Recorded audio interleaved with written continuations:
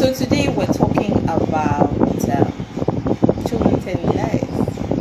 It can be daunting for some parents. Yeah, like you're surprised that I've done everything right. Why is this child comfortable with telling untruths? But before we delve into that, people who will be seeing this or watching something that I've done for the first time, my name is Desola Sosan.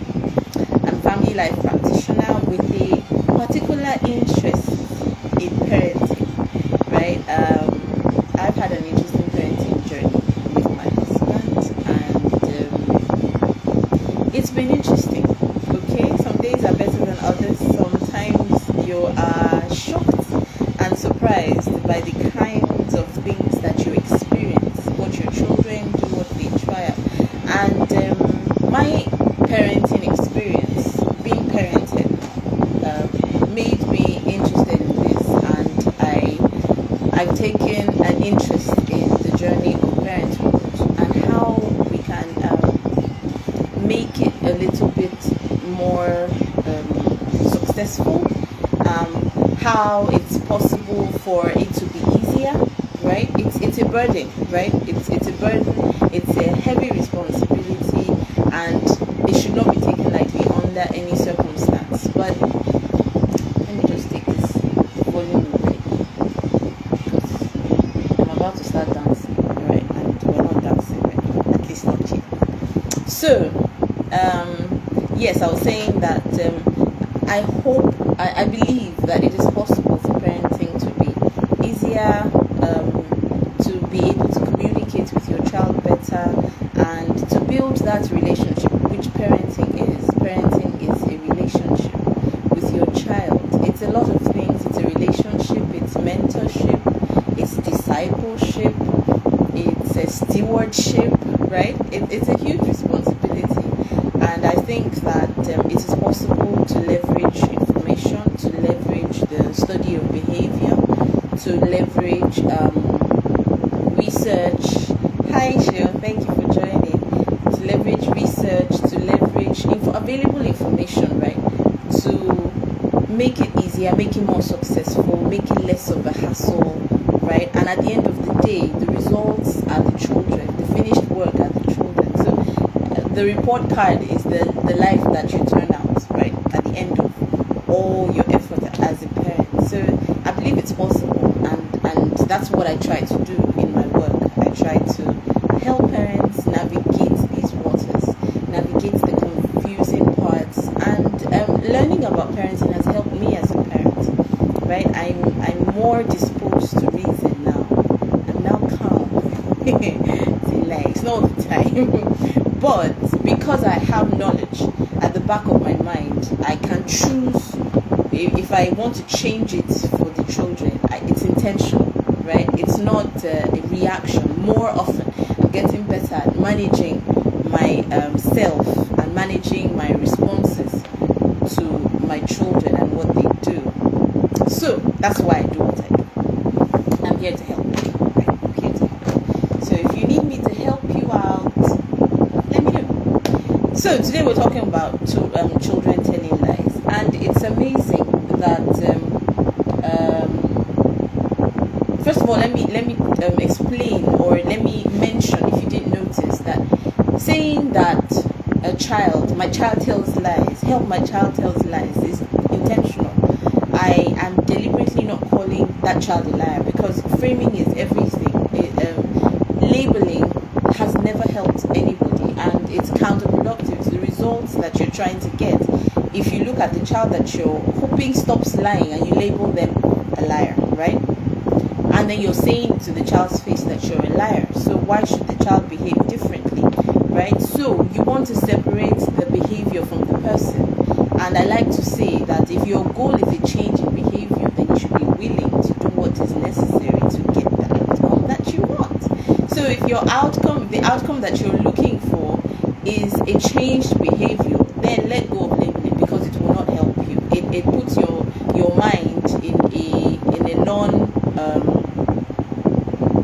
there's a word I'm looking for. When I find it, I will say it. It puts your mind in a state where it is not functional. It's parent is not looking at solutions, it's not thinking solutions, because it's pretty much resignation, because you have called that child that name, and that's about that. Okay, so you don't want to do that. It's not an empowering state of mind. That's the word. You're not empowered with that decision to label your child. From that standpoint, you're not empowered, right? You're okay, all right. You're not empowered to do what is necessary. Can you just give me a minute, please? Let me just fix this.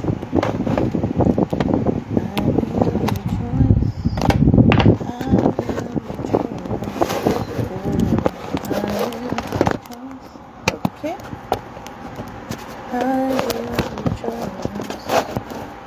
All right. Sorry about that. Okay. I hope the audio is better. Yeah.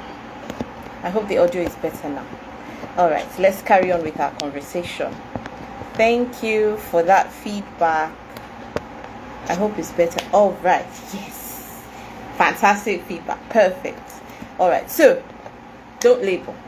Labeling will not help you, will not help your child. You're not empowered when you label your child. You are succumbing, so to speak, because you've resigned yourself to that situation. So don't call your child a liar. Be solution focused, think solutions, and let's approach it from that perspective. I'm sorry, there's a tilt here. Okay, I think that's better. All right, so a child tells lies, right? So generally parents believe that when children lie, it's because they want to get out of a consequence, they want to get out of a responsibility, they don't want to take responsibility for something they've done, right? And yes, generally that happens a lot, but there are other things that could be responsible for your child telling lies, and you want to find out why. We've talked about purpose of behavior before. I would work on putting all these sessions that we've had on YouTube, such that you can select what is of interest to you per time and watch the video and hopefully pick something. So we've talked about the purpose of behavior. So now we're trying to look at other motivations for lying apart from the general expectations. And something that you have to be wary of as a parent is assumptions. Making assumptions can be detrimental, because if you jump off an assumption and you've taken a decision, you've taken a position, you might be wrong, right? And you may have caused damage with that state of mind. So you want to get to understand why this behavior has been carried out. In this case, the problem behavior we're looking at is telling lies, right? So let's eliminate a few exceptions. Okay, we're not talking about compulsive liars right now. Compulsive lying is a known trait of some personality disorders, which you will need a psychologist to evaluate and review for you. I'm not a psychologist, at least not yet. Okay, so compulsive lying is one of the traits of personality disorders, such as antisocial personality disorder, and also trauma or head injuries have been known to play a role in pathological lying. Now, pathological lying is a chronic behavior where people lie for no apparent reason, right? No apparent reason. So, we mentioned functions of behavior. Now, there's no function for this behavior. It is just a state of mind, a personality disorder, where a person just lies for no reason, right? So that is something that does not fall within the scope of our discussion today. That is something you will need to see a psychologist, a psychiatrist, if it requires that, to take care of for you. So now that the exceptions are out of the way, let's talk about some of the not so obvious reasons why a child may lie. First, let's look at testing out a new behavior. A child may lie to just try it out. Now they're figuring things out, they're learning, they're observing, they're getting impulses, right? So they tell an untruth and they want to know what it will get them, what it will fetch them, what it won't fetch them, what may result from them lying, what can it get them? What can it get them out of? So they're trying things out. They're working it out. What works, what doesn't work. If I do this, what happens? If I do that, what happens? And like in Nigerian parlance, you want to, hi Mayo, thank you for joining in. You want to as a parent, you want to be on guard, okay? Because if you are caught off guard, this child may have used that opportunity to form a perception that this thing works, okay? So you want to be on guard. You want to be sure that you are aware, so that this child does not get you. Okay, so to test out a new behavior, a child may lie to test out a new behavior. Now, some children lie because they have confidence issues. They have low self-esteem, so they exaggerate things, especially when it comes to them. They when we were in primary school, I don't know if you did it, but we heard things like somebody saying that they were given birth to on the plane, and the plane was in between Nigeria and the UK. So they have dual citizenship, right? Now, that is a lie that is coming from a desire to portray oneself as more than they really are, right? So it could be a confidence issue. It could come from a low self-esteem place, and this child just wants to gain approval, so they tell lies. Okay, they tell lies. I'm not making light of it because I'm smiling, but I'm stepping in the shoes of the child. So this behavior seems like a good idea to them, so they lie. All right. So we also have learned that self-esteem can be fluid. One day you're high up there, you're feeling good, and the next day something happens and it dips, and you're not feeling all that about yourself, right? So it happens to children too. They're people, so they may feel the need to resort to lying to feel better about themselves. So that's another reason that children lie. We have mentioned two things now: to test out new behaviors and to feel good about themselves. So they may tell grandiose lies. My father has a car that can stand up and sit down, and the car can before the advent of self-driving cars, the car can take us anywhere without a driver and all of that. So a child could tell a lie for some of those reasons. Some children may lie to take the focus off themselves, because a lie is a lie. So you say, how are you? And they say they're fine. Some of them don't want you to worry as their parents, so they may just say, I'm okay, everything is fine. How was school today? Fine. They don't want you to pry, right? They don't want you to worry. They don't want you to focus on them at that point in time. So that's another reason why they lie. Another reason why a child could lie is speaking before they think. They're children. So they may genuinely have forgotten what happened. So you say something, or it's a perception issue. They're seeing it a different way, you're seeing it a different way, or it's a misunderstanding, right? So you say, did you break that? And they say no. And then when you probe a little bit further, you find that you help them find that balance. So you retrace the steps. Okay, so then what happened after this happened, and then that happened? Oh, and then in some cases you can actually see the child come to realization and go like, oh, okay, that must have been me. It was when I walked past the door, and then I swung the door open, and then the vase fell. Oh, because in some cases they may genuinely not realize. They may have forgotten what happened because that's not their priority at that point in time.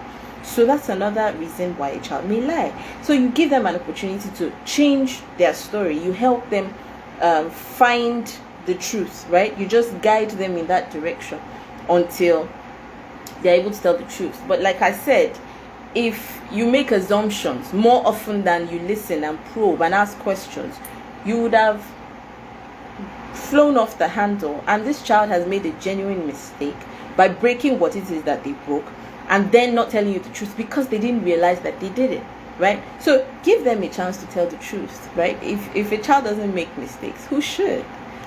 Even adults make mistakes. I'm sure you have adults in your life that you have been telling, this is what you should do, or this is how I think you should do it, for some time, and they still go to the left, and you're wondering, is this not our parents? That is an adult. So how much more a child, right? So some of these situations call for compassion. They call for us calming down a little bit and probing, asking questions such that we don't react based off of assumptions. So we've talked about some of the not so usual reasons, things that don't occur to us naturally when a child tells lies. So now, what can you do as a parent? First, like I said, seek to understand the function of the lie. We've talked about functions of behavior. We talked about sensory. Behavior is grouped, the functions of behavior, the purpose of behavior is grouped into four broad groups, if you will. There's the sensory, the behavior feels good in and of itself. Examples will be maybe sucking a thumb, right? Maybe twirling their hair, maybe chewing on something, or whatever. It just feels good. It's weird to you. It's weird to you. That's okay, but it feels good. That's why the child does it. There's attention-seeking behavior. So the child just wants to get your attention, and they've realized that. First of all, attention is a legitimate human need, right? Is a legitimate human need. An easy way to explain it to you that you desire attention is when someone pays you a compliment. You brighten up, you smile, you blush a little bit. Some people can't even handle a compliment. They don't know to say, oh, thank you, and leave it at that. They'll be like, oh, what? Something I bought 50 naira. They want to. It's a self-esteem issue. It's a lack of confidence issue. I deal with it sometimes, and I've had to unlearn it. Okay, and not put myself down. Someone has said this is nice, say thank you and walk, right? But for an adult, somebody compliments you, you smile, you are like, oh, okay, so this thing is not bad, this thing is nice, all right? So it's a legitimate need, right? But sometimes children realize that there's some things that they do that get your attention more than others, right? And remember, I said as a parent, you should be on guard. You can't be on guard 24/7. You're not Jesus, you're not God. But more often than not, when they realize they've done something and it works and they get a particular result, then they want to repeat it, right? That's the first reason that we said, testing out new behaviors. What can it get me? What can it get me out of, right? So if a child does shouts and they know you come running, then they will shout more often. When you begin to ignore tantrums, then they die down. Then the child realizes, okay, this one is not working. If the child is safe, the environment is safe, they can't harm themselves, a tantrum is better ignored because it's attention-seeking behavior. Now, because attention is a legitimate human need, you should give your child attention. And like I like to say, the behavior that you give, the more attention grows. So when your child has picked up their toys without you asking, if you give attention to that behavior by way of complimenting it or remarking and going like, wow, this is so nice, or they did a painting or something, then they can do more of those. Okay, hello. They do more of those because attention is attention. You know the way they say all press is press, even the bad ones, such that people put out negative stories about themselves so that they can stay in the news, because any form of press is important to them. People crave attention, so children crave attention. So it is your job to fill up their attention tank every now and again, even when they haven't done anything, right? Because they're your child and you love them. So you let them know, you communicate that you love them, they're important to you, you validate them so that you can mitigate negative attention-seeking behavior, right? So attention, we talked about sensory attention, and then legitimate need, tangible need, desire for a tangible item, maybe food, maybe sleep, maybe a toy. It's a desire, right? So that is another function of behavior. If a child does something and they know it will get them a specific result, then they will do more of it. A baby cries, that's all they know, but they know that when they cry, you either feed them or you change them. So they are learning by repeating that behavior and getting the results that they want. Okay, that is what usually grows into tantrums when they turn 2 and 3 and all of that. But you have to understand how to manage that response and use diversion and use distractions, and because you can't have high expectations of a child that is 2. They have 2 years experience, okay? So you can't put your expectations high up there. You have to be able to manage it. And when you understand the function, then you choose the appropriate response. So if the desire, if the tantrum is because of sleep, okay? when you understand that the function is a desire for a legitimate item or a legitimate need, then you provide sleep. You don't ignore a child that is throwing a tantrum for sleep, right? You don't ignore that child. You provide food when your child is hungry so that the behavior can stop, right? And you don't want to reward a child that is throwing a tantrum for what's the most mundane thing my child has done, maybe a toy or something they're not supposed to want at a particular time, or that you've explained to them. You don't reward that. So you have to understand the function. It's the function that determines your response to it. So you have to take a minute and understand the function of this behavior. And the last one is escape and avoidance, right? Escape and avoidance. They want to get out of the consequence. They want to there's a situation they are not comfortable with, so the child acts out, right? So this you have to be careful of, because this usually shows up when a child is fearful. So you want to understand what is responsible for this fear.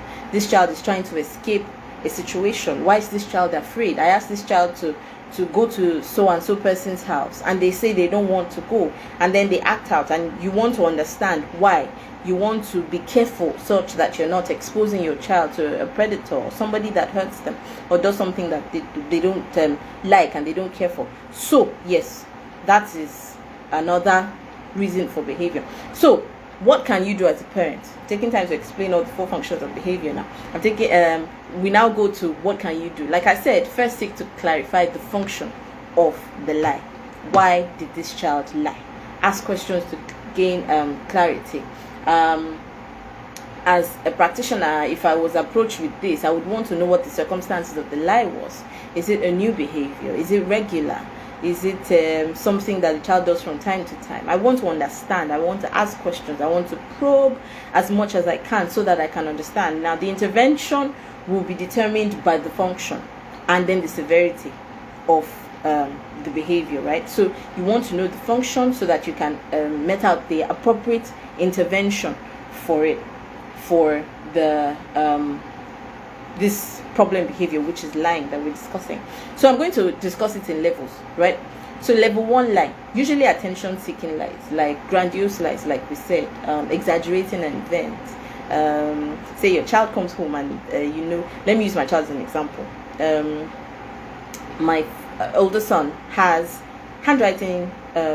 His teachers are not happy with his handwriting. Now I couldn't be bothered because my handwriting is not all that myself. So I don't have expectations of my child that I can't have of myself. So as long as it's legible, as long as he can read it, I place a demand on the fact that I know that if he writes more carefully, his results can be better. But I'm not expecting him to write and it will look like a typewriter. In fact, let me share with you. I saw one of his notes that a classmate of his had written for him, and this young lady's handwriting, why? My reaction was, what is it? Why? I mean, very carefully written lines, same even size. Why now? Why is this person complicating things for the rest of the class? That was my reaction, because my handwriting is not so nice. So I don't have that expectation of my child, but his teachers are not happy with his handwriting. They feel it can be better, so they chip in notes in his notebook. Sometimes you can write better, do better, this and that. So say my child comes home, he didn't do this, but I'm just using an example. Say my child comes home and he says he scores 100 marks in handwriting. That's a stretch. That's not likely to happen, at least today. I don't know, anything can happen overnight, but right here, right now, that's not likely to happen. So he has said that. Now that is an attention seeking lie. That is something that he has said. Exactly, calligraphic handwriting. Thank you, my husband. So that's something that he has said to make himself feel better. Now I want to be gentle, because for some reason he felt the need to exaggerate something like that for some reason, and I don't understand the reason, but I can't attack it and say which 100, what would I get, what would the benefit of that be? Now I know it's not true, but what can I do? I can redirect to a truth, right? So I look at a subject like computer science, or I look at a subject like mathematics or quantitative reasoning or English or something else that I know that these subjects I walk in the park for him. So he gives me that kind of information, and I say, well, I'm sure you did very well in your ICT, for instance. And I'm sure his response would be, oh yes, mommy, I did so well. There is no need to press him down to let him know that I know that you were lying about that handwriting. So we can approach the subject later, but at that point in time, I can redirect to a more factual narration of things, something that is more plausible, something that could have happened. And then as a parent, you were not there in that situation, so you can't categorically say this did not happen. Now, something happened on our way to an outing yesterday. My son has a thing for animals. You should check his page out. MJ's World, that's his page, MJ Sosan on Instagram. He talks about animals. He has a fascination with animals, and he remembers the weirdest things, and it's amazing to see, really. So he had asked his cousins, he had given them clues about some reptile that has a tail, that has a shell. He had mentioned a few clues, and all of us, I mean, myself, their mom, and the other children, we were guessing, and it was becoming a headache. And I was like, MJ, tell us what this animal is. And he mentioned the said animal, an alligator something, alligator turtle. Yeah, that's what it was. And I was like, now I've learned not to argue with him when it comes to animals, because usually, most of the time, 98% he knows exactly what he's saying.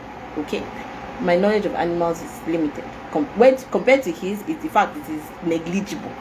So I had said, so I nudged my sister who was in the car, my sister-in-law, and I said, just Google it, don't argue, just Google it. Lo and behold, she Googled it, and this animal really exists. So I have learned over time not to argue with him about certain things. Now, this is one of the situations where you don't even know, because it's possible that it was not a lie. So you want to ask questions. There is no benefit to a harsh or ego pumping, I caught you in a lie. Yes, now, what do you want to get? You are the parent. This is the child, right? Now, usually this kind of lie is not hurting anybody. It's just for their own benefit. So you want to interrogate that, but you also want to be gentle. There's no point being harsh with a child with a level 1 lie, right? So there is no need for a consequence. You can talk about it later. Also, what happened today? But you told me something. How did that happen? And all of that. So you want to interrogate it, but not at that point in time, right? So you don't want to pay attention to it, right? So you want to redirect to something that is more likely. You don't want to give attention to that attention-seeking behavior, which is why the person did it in the first place. Okay, you don't want to do it. You can find other ways to boost your child's self-esteem, not by believing something that is clearly a lie.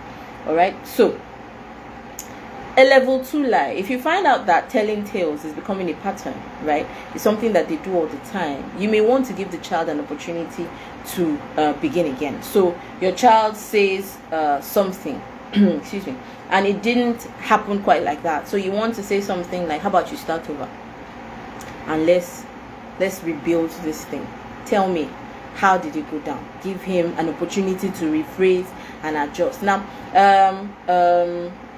encourage them to tell the truth. Tell them not to leave out. You may not even specifically say lie or truth, right? But because you don't want to suggest that you don't trust your child, but you want to say, okay, let's start over. Please don't leave out any details. Tell me exactly what happened, how it happened. I would really like to know.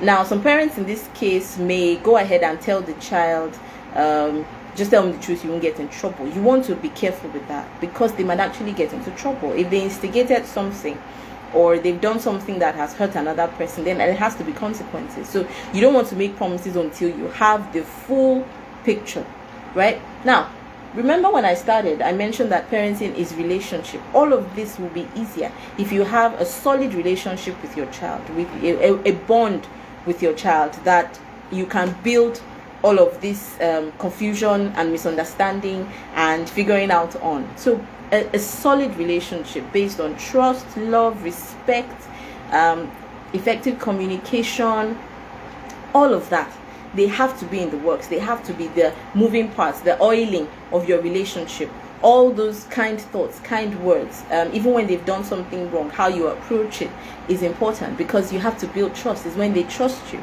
that's when they'll be completely open with you, at least all of the time, as much as they can.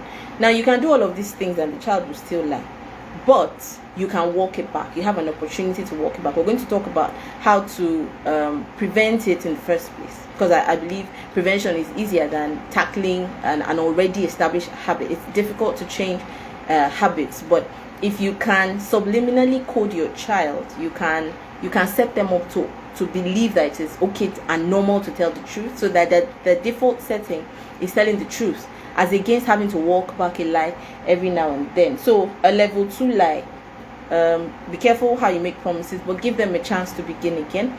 Give them an opportunity to start over. You don't want them to lie out of fear. You also don't want them to lie out of fun, lie for fun, right? So give them a chance. Tell them, okay, let's start over. Don't leave anything out, exactly how it happened. Encourage them to tell you the truth. Now, level 3 lies are some things that are things that are more serious, right? Like a child lying that they've done their homework when they have not touched it, or they were not the ones that broke something or something. Now, when it gets to this point, you want to make sure that the child understands consequences. That's why I said in the previous a level 2 lie, that you don't want to promise that they didn't do anything wrong and there will be no consequences. No, you want your child to understand that actions have consequences, and when you're choosing an action, you're choosing the consequence along with it, right? That's choice theory, but that is exactly what it is. You are giving the child choices, and you're letting them know that that choice that you made, this is the consequence that comes with it. I hope you're okay with it. Consequences don't always have to be negative, but consequences are consequences. Newton's law of motion. Something touches something, it moves in a particular direction, right? It's a force. If a force is applied to an object, then there's movement. So action, consequence. Okay. So you want to make sure that there are consequences for actions. If a child does something wrong, you want the child to be clear on the repercussions. Okay. So you want to have a conversation with the child. This is what you have done. This is the matching consequence. Say a child lies out of so the consequences are not coming out of the blue. Yeah. So let's say a child lies about not doing homework. Then the matching consequence would be to sit and finish it, and then they don't get to play, right? And you have to be careful. The consequences should be short-lived. It shouldn't be a case of inflicting the most pain possible. Of course it'll be uncomfortable, but it's not, the goal is not to draw blood. Okay, it's not. You want a change in behavior. That's the goal. The goal is not, it doesn't make you feel good when your child is crying for hours. No, there's no need for that. But a child has said they have done their homework when they have not done it. You find out that they have not done it, and then you sit with it. Whenever you finish it, I'll bring you some water. Whenever you finish it, I'll be right here. Let the child understand that that is the consequence for what they have done. Say a child was in a fight, for instance, then the child has to apologize. If the child is the instigator, if you have investigated it and they lie about it, so there are two offenses now: the fighting or the hitting of another child, and then there's the lying. So you have to find consequences for age-appropriate consequences for those behaviors, because you're trying to build a mindset for your child. You're trying to build culture in your home, if you will. So you want to be sure that you want this child to be clear on the fact that action, consequence. Usually consequences help to positively reinforce behavior. When there's a consequence, then the child does not want that consequence, so they tend to step away from that behavior because they don't want the consequence that comes with it. So that helps you to manage behavior. So you give the consequence should be short-lived. It shouldn't be exaggerated. It shouldn't be overblown, and it should give the child a chance to get back to practicing that behavior that you want. So you want that unpleasant experience done with, so that the child can get back to doing what is right. You don't want to focus on it. You don't want to harp on it. You don't want to talk about it today and yesterday and the day after. You don't want to go on and on about it. You want to explain to the child the child has taken care of the consequence, and you want to hope for the best. You want to hope for the best, right? So a child can lose a privilege, maybe a tablet for an hour, or their phone for an hour, or some other thing that your child, what can pull at their heartstrings. Make them think and consider their behavior. Now, if your child is a child who doesn't like to sit still, then you can make them sit still for 15 minutes. It hurts children deep. It cuts them deep, right? You sit by them and you tell them to look at the clock, depending on the age. Tell them to look at the clock. In 15 minutes, you stay there. The child does not enjoy that. A child wants freedom. They want to be able to move. So you can make them sit still for a while they contemplate. We call it, we don't do it so much anymore, but when they were younger, we used to call it thinking corner. To contemplate their actions and build remorse and feel bad for what they did, apologize, and we move on from it. Okay, what we want is a change of behavior. So depending on the severity, there has to be a component of addressing what they were lying about. Remember, function of behavior. You want to know why they were lying, right? If it is something that you need to work on, if it is a conversation you need to have with somebody, if they don't understand the work or the school assignment or something, you need to interrogate that. Don't just deal with the lying. That's the symptom. If there's a cause, then you want to approach that and you want to have a conversation. And if you feel that it has become very, very, very, very, very, very severe, then you want to talk to a professional who can design interventions for you to help this child change behavior. You might need to change your behavior. If your child is lying out of fear because you are a hard taskmaster, my mentor calls it, you're the lion of the tribe of Judah of your home, then you want to change your behavior. Because if a child is lying because they're afraid, then if you remove the fear, then it goes to without saying that the child might discontinue that behavior. And remember, the purpose, the goal is a change in behavior. And if you want a change in behavior, you must be willing to do what is necessary. So if you need to change, then you need to change. Okay, all right. So for a child who has hit somebody, you can make them write an apology letter, apologize verbally, write a letter to explain. If they have spoken rudely to their teacher or something, write a letter to explain how sorry they are to the teacher. It's part of the consequences for the action. So, ways to help your child avoid lying in the first place. There are ways, right? You need to put ground rules in place. I'm an advocate for family values, right? So my children hear words like honesty, like integrity every now and again, so that it is ingrained in their spirit, in their hearts, in their minds, that as a family, this is who we are, this is what we represent. We tell the truth no matter what. So I'm not saying sometimes they don't try to sneak one past me.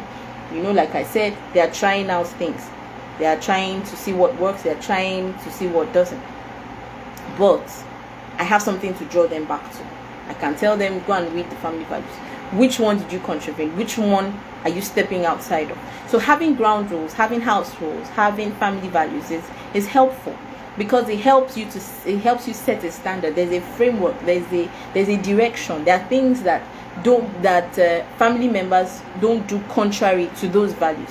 So having family values will help you, right? And then once you have those values in place, then you can find stories. You can share stories. If you're a Christian, there are enough examples in the Bible of someone who told the truth and it turned out okay, turned out better for them. So you can share stories, you can share examples, you can share your own examples of how you told the truth and how it worked out better in the end, right? And then you can help your child avoid situations where they feel they need to lie. Okay, so in essence, don't corner your child. Now you know the truth. You know that they didn't flush the toilet. Okay, so what would be the point in pointedly saying, did you flush the toilet? You know they didn't flush the toilet, right? So again, you're not trying to catch them in a lie. What's the benefit of that?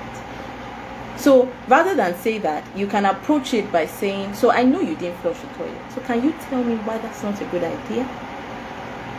So you have already removed the opportunity for the child to want to lie. You have asserted the truth. You know for a fact that this is what happened.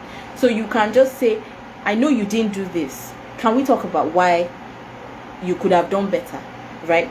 So there's no need to make them feel bad, so that you don't put them on the spot. That's what I'm trying to say. Don't put your child on the spot. What's the benefit of that? What's the benefit of that? So talk about it.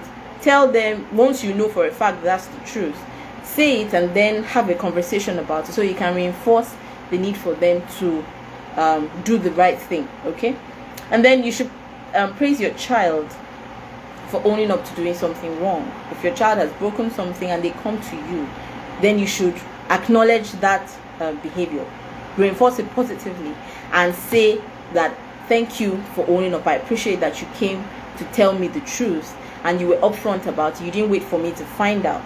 Remember, the behavior you pay attention to grows. Your child wants to please you. Make it easier for them to please you. Let them know what you like to hear, right? So what you smile about, what you're excited about, then they know, oh, okay, mommy likes it when I do this. Let me do this. And the earlier you begin, the better. Okay? So give your attention to what works, to what you are happy about, right? So commend that behavior, right? Commend it, say something about it, and let them know that the consequence would have been here, but because they owned up, you will drop it here. Communicate it to them. Don't assume that it is obvious. Let them know, say it to them that, okay, I would have done this, or I'd have made you do this, but because you owned up, let's lower it to this. Okay? Now, I'm not an advocate for beating children, so I'm not saying instead of 5 strokes you give 3. Please don't misunderstand. That's not what I'm saying. I don't think hitting works, and I don't think hitting communicates don't hit other children. I think it actually says whoever has the stronger arm will win. So when your child comes home and they tell you he has battered somebody, and you are now saying, where did this child learn it from?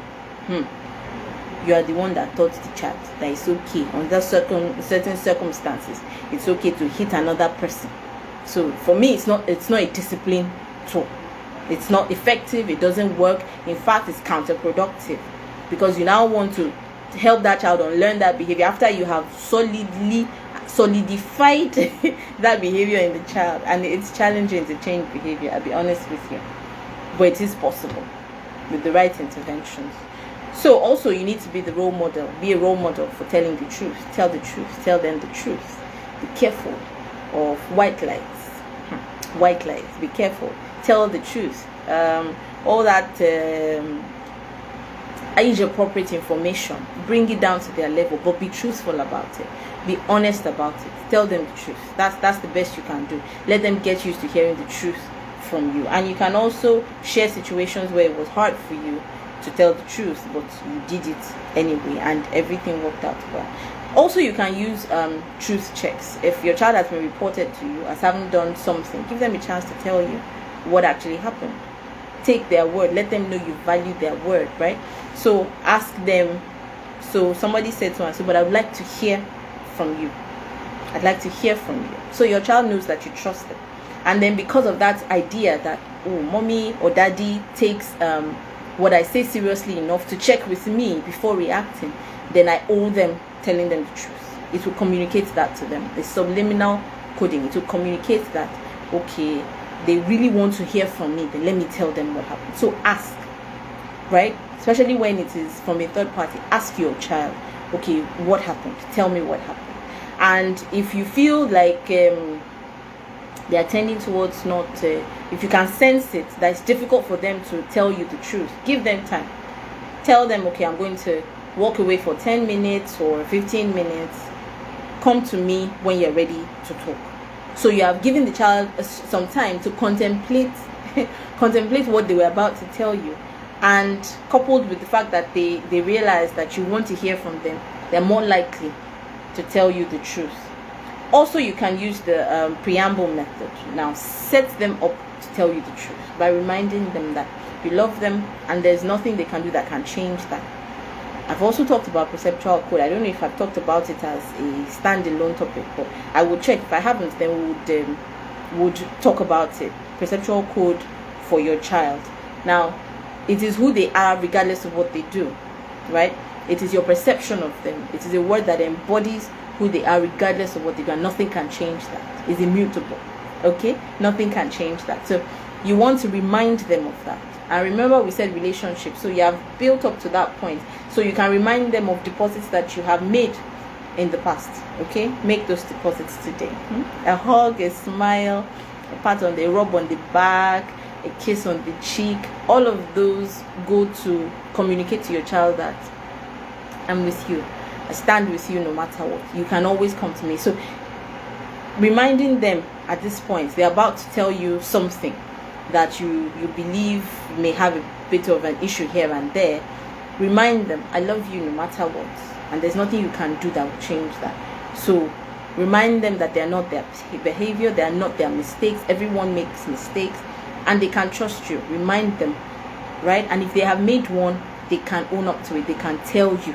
Remind them of that, and then let them go into the conversation. So that's about all that I have in my notes. I'm done, and it's not even an hour yet. That was good. So I hope these tips would have helped you. This information would help you in your parenting with your child. Remember, relationship. You work at it. You work at your relationship with people that you have chosen to spend your life with, significant others. So in some cases, you work out your relationship with family that you didn't even choose. So how much more the child that you have, thank you dear, how much more the child that you have given birth to, right? So work at this relationship so that all of this can be smooth sailing, right? All of this can come to you, and then learn calm, imbibe calm. It is difficult, I understand, but it is possible. Learn calm, take a step back, rationalize, and give that child an opportunity to have a conversation with you. Now, this is at the day-to-day, occasional level, right? If it's a severe issue, you may need a professional to talk you through certain aspects and discuss specific issues, your own specific situation, the peculiarity of your own situation, the home situation, right? I've not talked about certain things because this is a general broad approach, right? So if you feel the need for someone to do that for you, send me a DM, comment or something, and let's talk about it. But the earlier the better, right? These children trust us, and we need to do right by them, and it will help us at the end of the day. Remember, the goal of parenting is not to have to parent, but to do it because you want to. So you are raising that child to stand on their own 2 feet, and you're sending a child into the world who is able to, whatever they say, their word is their bond, right? So if it's important to you to raise a child that is honest, then this video will be helpful for you. All right, so thank you so much. Thank you dear, thank you Mayo for joining. Thank you for hanging out with me this evening. Hopefully it won't take this long before we talk again. Hopefully by God's grace it won't take this long before we talk again. But I do appreciate you, and hi to everyone who will be watching this later. I hope it's helpful for you. I'm here to help. Oh, you need help? All right, Mayo, reach out to me. You know how to find me. We can work it out. Anything is possible as long as we're willing to do what is necessary to get the results that we want. We will succeed at this parenting. Our children will turn out awesome, amazing individuals, solution providers in their generation, who would be an extension of love and everything that is good and kindness and warmth to people around them, right? So it is possible. I'm with you, and I hope to hear from you soon. All right, thank you for watching again. Bye. All right, Mayo, you're welcome to reach out. Let's talk. Okay, bye.